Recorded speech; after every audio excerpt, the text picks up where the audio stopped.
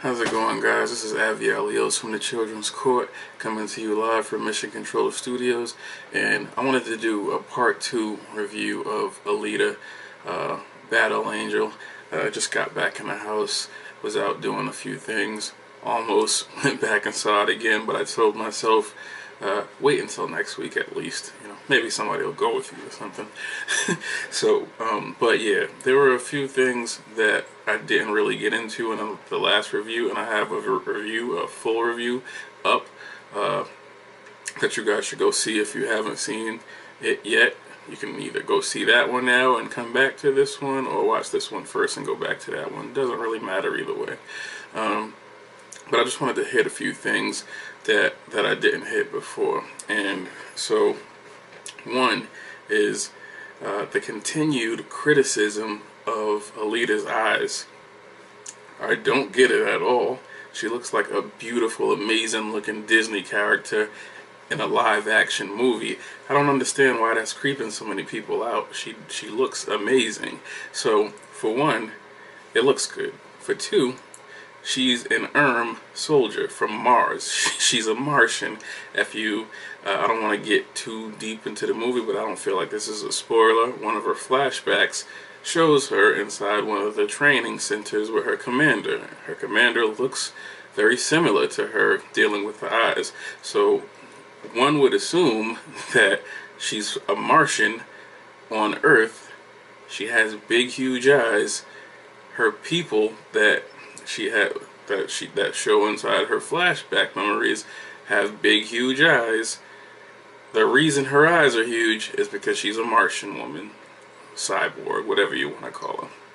So, can we please stop being just ridiculous about these eyes? There's absolutely nothing wrong with them, and I think people are just doing it because I think it's snowball affected. Maybe somebody with some influence said it first, and then everybody just adapted to it. It makes absolutely no sense. She looks amazing with the big eyes.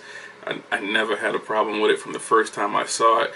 It drew me in to the character without even knowing anything about her, essentially, in the movie, because I have seen the OVA, but it was a long time ago, so even that was, new to me. Watching the movie, watching it again, some things just, were forgotten to the memory, because I've watched 1,000 anime since then. But I wanted to go back to the writing again, and I commented on Angry Joe's channel because he made a follow-up video due to the backlash that he got from the video he did with a couple of his friends. It was Other Joe and some big guy that they started letting be a part of the videos, and I felt like it was very shallow, the reasoning, because I want to be clear that I don't have an issue with somebody that didn't enjoy the movie genuinely, but I have an issue with people just being ignorantly rude and insensitive of the art just for the sake of it, or just for the heck of it. And I seriously felt like Joe was not paying attention to the dialogue simply because he didn't like what the characters were saying. My case in point, the comment that I wrote to him was, he kept on making it a point to point out that Hugo, her love interest, Alita's love interest inside the movie, told her that she was the most human creature, some sort of manner. He told her she was the most human thing he's come in contact with in that world. And you have to take into the account that in the world that they live in, they live among nothing but violent, half human, half cyborgs, or full cyborgs. All of them, well, a significant majority of them are murderous, crazed, villainous creeps. Whether they're the good guys or bad guys, they're heartless killers, and they all just care about themselves. And then when you contrast that with Alita, somebody who's full of life, full of questions, full of heart, and just generally optimistic about things, gullible in the beginning at first, but still, it was just the most human thing inside the movie was Alita, the android Martian. So when he says, "Hey, you're the most human person, or the human thing, or human experience that I've had on this place," that it resonates, and I think it resonated with most people, because most regular moviegoers, it didn't go over their head like it went over Joe's head, and I'm kind of having a hard time believing that it really went over his head. It seemed like the guy that he was with inside his movie review was kind of pushing him in a direction of being critical of the movie in a negative manner, because the guy didn't like it so much. He was totally off. Like, I don't think he should have even went to go see the movie, because it seems like just the whole genre, or just the whole concept, was totally something that he was not gonna enjoy from the beginning. It seemed like he had no actual enjoyment or no good experience in the movie, and was kind of just there for there with his friends, and they just put him on the video too. So I don't want to stay on that too long, but again, the writing was brilliant, and the writing was perfect for the character and the situations that they were in. There was no cringy moments, and if they were cringy to you, maybe you felt a certain way. I don't understand, but that situation where Hugo told her that she was the most human person that he ever met, it was perfect writing for the story. They're in a world full of killers, heartless killers that only care about themselves. It makes perfect sense. So I don't want to stay on that forever. I just wanted to make that point. I hope he answers my comment, because I believe that he totally overlooked that, and he wasn't looking at the more in-depth relationship building that took place that got them to that point. And there was relationship building. It was a 2.5-hour movie. They did a really good job at building relations and building the world, because I felt like I watched a TV series by the time it ended. So that's that. The music was great. Again, during the movie, the music did a great job of pulling me in. It did a good job at accompanying the acting and the action and everything that went along with it. Again, Dia Lupa's song at the end was just icing on the cake. Some people didn't like it. I respect your opinions, but I can't even comprehend how a song that powerful and that song that energized could not move you at the end. And I don't want to say what happened at the end, but it came right on time. Like, this fight is just beginning. Like, I'm even more determined than ever. So it was perfect. Again, they did this so well. The only reason I could really pick it apart or pick at anything was because I'm biased against sports inside my movies. I'm biased against sports in my video games, like I said inside my main review of this. So again, I still enjoyed that part. I just don't like sports inside my movies and video games. So I could have done with a different adventure aside from Motorball. But again, it was a great addition inside the movie. Nothing was wrong with it. I just don't like sports inside my movies and video games. So the score was great. Some people feel differently. I just don't know why. I would like for them to explain how the energy behind the music didn't work. So again, if anybody sees this and they want to respond to it, please do that. Comparisons to the manga. So some people are critiquing the movie because of the manga, on how closely it is to the manga. Now, me myself, when a film adaptation happens dealing with a manga or a comic or something like that, I don't expect it to be a perfect mirror of the actual manga, and it would kind of suck if it did, you know what I'm saying?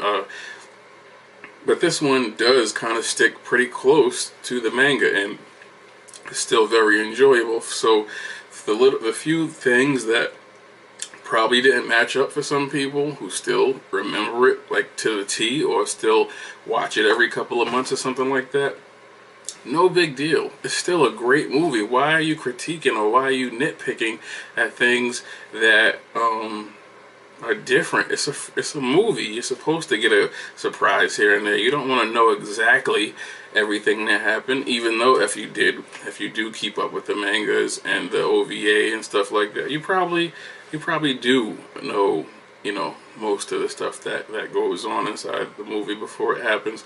So steer clear of trying to compare the manga to the movie, because it's a movie for a reason. It's a live action movie. It's totally separate from the OVA and the manga. They could have really just did a total spin job on the story, and I still think it could have been an amazing, great adventure. So I just wanted to touch on that too, because it's silly. It's, to me, again, it's silly, like the eyes. It's silliness to be nitpicking at things that don't necessarily matter. Like making an absolute clone of the manga, people would have hated that even more than having, a few little differences here and there. Another thing I wanted to clear up was Alita, Rosa Salazar, the actor.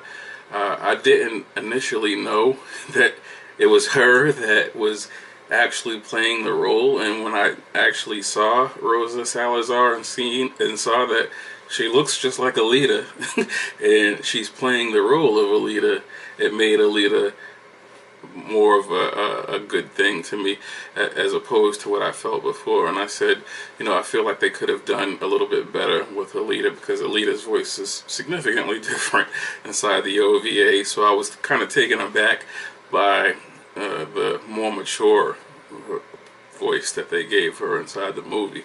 But she did an awesome job acting, of course, and the voice actually goes with it. Now that I know this is who she is, it's not like a total CGI character. This is actually an actress playing the role, and she looks like Alita. So it goes with her a lot more now that I know that the body ain't a person. Well, not necessarily the body; it's mostly CGI, but you get what I'm saying. The person is actually who Alita is in face and visual and things of that nature. They have CGI covering the girl's whole body, but the connection is there more so than it was before. I think she did a great job, and I take back my criticism of possibly doing a better job getting a Alita voice, because she was perfect. And again, I'm going to go see it again next week, and I'm going to try and see if I can get a friend to come with me, because it's definitely something that I want more people to see. So aside from that, before I wrap it up, I wanted to talk about the world of Alita and the world that they're trying to really create around us in reality. So if you go on the Facebook page for Alita, you'll see that they actually made real Alita body parts for a young girl who's a double amputee, and she's got like these metal arms that like light up, and I don't know if they do special things or anything like that, but we're literally and this is for my anime fans here who've seen plenty of cyberpunk movies, we're literally coming into a world where we're living in Alita Battle Angel, living in Ghost in the Shell, living in just cyberpunk more and more so. But the dark side of this is the world of Alita Battle Angel is not a pleasant one. This is where we're moving into if things go as the global elite want, let's say, is a world like that, where there's lawlessness for one, where we're all, mechanical freaks and have humans, and Alita makes dating a cyborg seem really cool.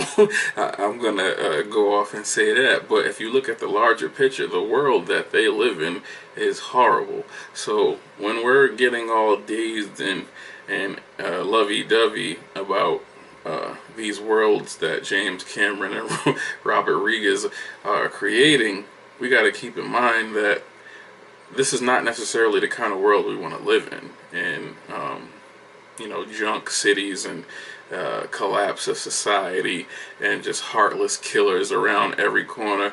I mean, and we live in that kind of world to an extent already. Do we really want these psychotic nut jobs to be enhanced? And do we really want to let government get so out of control that we don't even have a say anymore? It's just something that I thought we should that I thought I should bring up inside a video like this, dealing with the future technology and future world that we could possibly be facing if we don't start doing things a little bit better and having a little bit more heart. I think that's one of the things that Alita teaches us, and a part of the reason that I recommended my whole Facebook and all my social media networks go see, because it really puts heart back into you. So I'm gonna wrap this up, guys. This has been the second part of the first review of Alita Battle Angel, and go check it out. Get in the comments and talk to me, folks. I'll talk back. I'll see you later.